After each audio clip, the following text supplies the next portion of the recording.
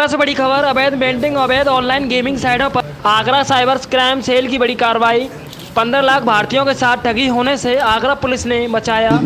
आपको बता दें कि 38,000 करोड़ रुपए चाइना और अन्य देशों में जाने से रोका।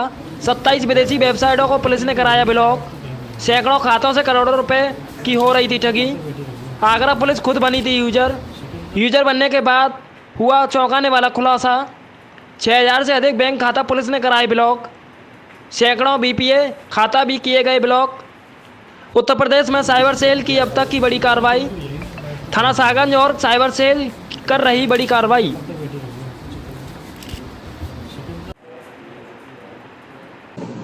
लेकिन शाहगंज थाने में एक स्टार इंडिया ने एक केस रजिस्टर करवाया था और वो केस ये था कि उनकी जो OTT प्लेटफॉर्म से जो स्पोर्ट्स का जो डाटा है और अदरवाइज भी जो उनके सीरियल्स हैं उनका डाटा चोरी करके फ्रॉड करके इलीगली उसको स्ट्रीम किया जा रहा है।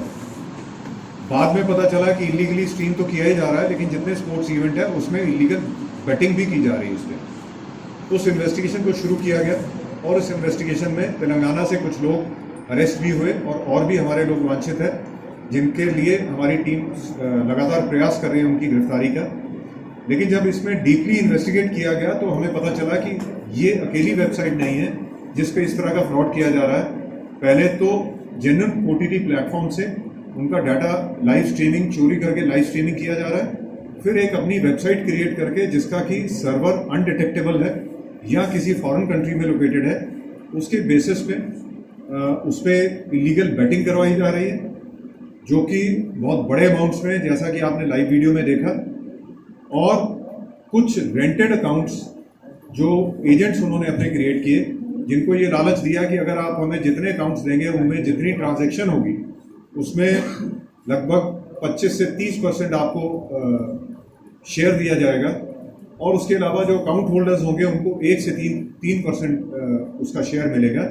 इस तरह के तमाम म्यूल अकाउंट्स या रेंटेड अकाउंट्स खोले गए, जिसके माध्यम से ये ट्रांजैक्शंस की गई, ताकि जो उनके सब्सक्राइबर्स हैं, उनके यूजर्स हैं, उनकी आइडेंटिटी छुपाई जा सके।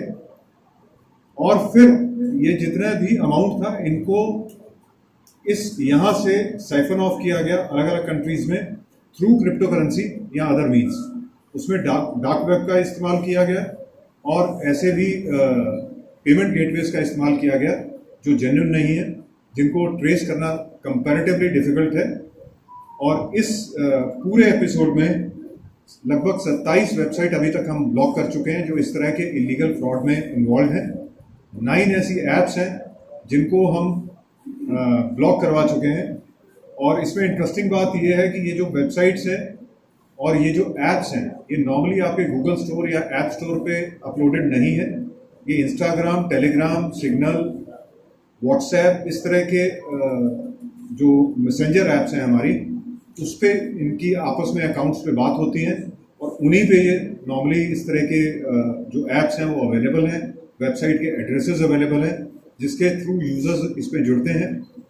और जो अभी तक हमने जिन वेबसाइट्स में एज अ यूज़र बन के भी हमारी टीम इन्वॉल्व हुई है, उसके बेसिस पे हम कह सकते हैं कि इन 27 वेबसाइट और 9 ऐप्स को ब्लॉक करते हुए लगभग 15 लाख के आसपास सिटीजन्स को फ्रॉड, उनके साथ साइबर फ्रॉड होने से बचाया है हमने।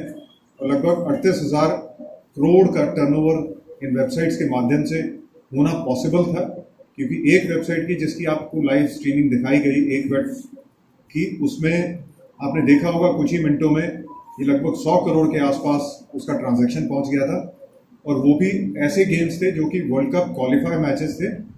और इन सारी वेबसाइट्स पे क्रिकेट, फुटबॉल, रग्बी, बास्केटबॉल, इस तरह की गेम्स के बारे में इलीगल बैटिंग करवाई जा रही है। हमारा लगातार प्रयास है कि अब बाकी हमारी एजेंसीज को इन्वॉल्व करके इस तरह की और सारी वेबसाइट्स और सारी ऐप्स और जितने इस तरह के इलीगल पेमेंट गेटवेज हैं उनको ब्लॉक करवाया जाए। और हम अपनी सेंट्रल एजेंसी से भी मदद ले रहे हैं इसमें, और जितने हमारे सर्विस प्रोवाइडर्स हैं उनके माध्यम से भी इस तरह की वेबसाइट्स, ताकि उनके सर्विस प्रोवाइडर के माध्यम से वो पब्लिक तक ना पहुंचे, उनको ब्लॉक करवाया जा रहा है। और जितने लोकल नेटवर्क प्रोवाइडर्स हैं उनके लिए भी हम कोर्ट से ऑर्डर लेके इन वेबसाइट्स को वहाँ से भी ब्लॉक करवाएं। फ्रॉड करने वालों के तार कहाँ तक जुड़े हुए हैं सर? देखिए, एक लंबी इन्वेस्टिगेशन हमें करनी पड़ेगी इस पूरे इशू में, जिसमें हमें कुछ क्लूज हमें क्लियर कट मिले हैं, उनको हमने अरेस्ट भी किया और कुछ और अरेस्टिंग्स बाकी हैं। लेकिन बाकी कुछ इसमें क्योंकि सर्वर्स इंटरनेशनली होस्टेड हैं, तो कुछ लोगों के मतलब आउट ऑफ कंट्री होने के भी प्रॉपर संभावना रहती है। लेकिन उनका कुछ ना कुछ डाटा सेंटर्स यहाँ पे अवेलेबल रहते हैं। जैसे आपने पहले भी देखा कि कुछ अमेरिकन सिटीजन्स के साथ फ्रॉड किया जा रहा था, हमारे यहाँ उनका डाटा सेंटर था, लेकिन जो फ्रॉड किया जा रहा था उसका मनी जो ट्रांजैक्शन था, मनी ट्रेल था, वो इलीगली मंगवाया जा रहा था कंट्री में। इसी तरह पे यहाँ पे नोएडा में, एनसीआर में, इवन हैदराबाद में बहुत से ऐसे डाटा सेंटर्स चाइनीज कंपनी के देखे गए हैं, जिसमें वो ऐप लॉन्च करते हैं, उस पर सब्सक्राइबर्स बढ़ाते हैं। शुरू में सब्सक्राइबर्स को सिर्फ इसी चीज़ की पेमेंट की जाती है कि वो सब्सक्राइब करें और जितना ज़्यादा से ज़्यादा उस पर कंटेंट है उसको वॉच करेंगे, उसके बेसिस पे उनको पेमेंट होती रहेगी। जब नंबर ऑफ सब्सक्राइबर्स बहुत ज़्यादा हो जाते हैं तो कुछ उनसे सब्सक्रिप्शन फीस ली जाती है और फिर सडनली वो वेबसाइट, वो सर्वर जहाँ पे होस्ट हुआ होता है और वो डाटा सेंटर जो उसको होल्ड कर रहा होता है, वो एक दिन वैनिश हो जाता है और इस पूरे पैसे को क्रिप्टो करेंसी के माध्यम से साइफन ऑफ किया जाता है। ये उसी तरह का फ्रॉड है जिसमें और फर्दर डिटेल्ड इन्वेस्टिगेशन हमारी पूरी टीम को करने की आवश्यकता है। Thank you.